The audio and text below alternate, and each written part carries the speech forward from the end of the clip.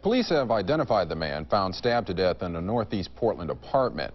75-year-old William McReynolds was discovered at 230 Northeast 28th Sunday morning. A friend who went to check on him found the body. Police have released no information about suspects in that case. Portland police have impounded the first car under the city's new vehicle forfeiture ordinance. The '69 Chevy, stopped last night for a traffic violation, is the first case for the new law. Kenny Johnson of Scappoose was stopped, and officers found he was driving with a suspended license and no insurance. Both those criteria were enough to impound the car.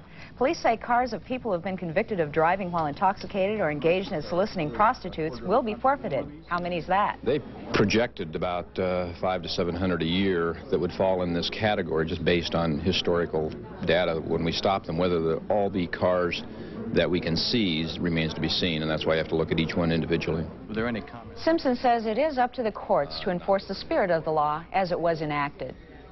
Punish the criminals, not law-abiding citizens. That was the message to Multnomah County commissioners at a public hearing on a proposed gun ordinance last night. Marcia Coffey was there.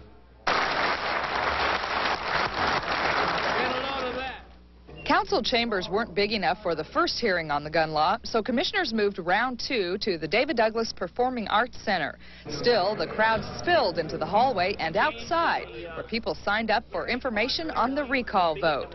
Inside, more than 400 people applauded speaker after speaker who said the gun ordinance would not stop criminals. Having been a police officer and a corrections officer, I have had a unique opportunity to talk to those guys who commit these crimes. Through my talks with them, I have yet to run across one that has committed a crime with a gun that he bought legally at a shop.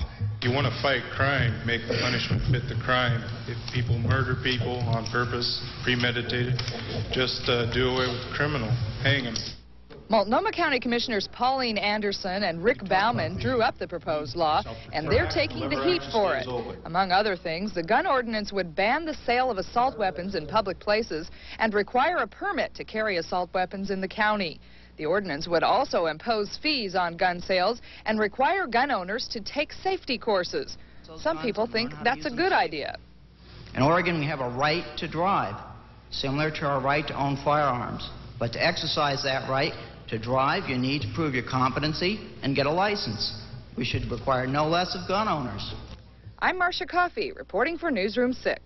The Oregon Liquor Control Commission has approved a rule requiring nude dancers to stay at least 2 feet from customers. The OLCC also included a provision that prohibits customers from touching dancers. At the commission meeting yesterday in Southeast Portland, an attorney representing 15 tavern owners argued if a 6-foot rule had been enacted, his client's customers would have gone elsewhere. An OLCC spokesman said the rule is a compromise protecting the constitutional rights of nude dancers while protecting the public from illegal activity. The rule goes into effect April 1st.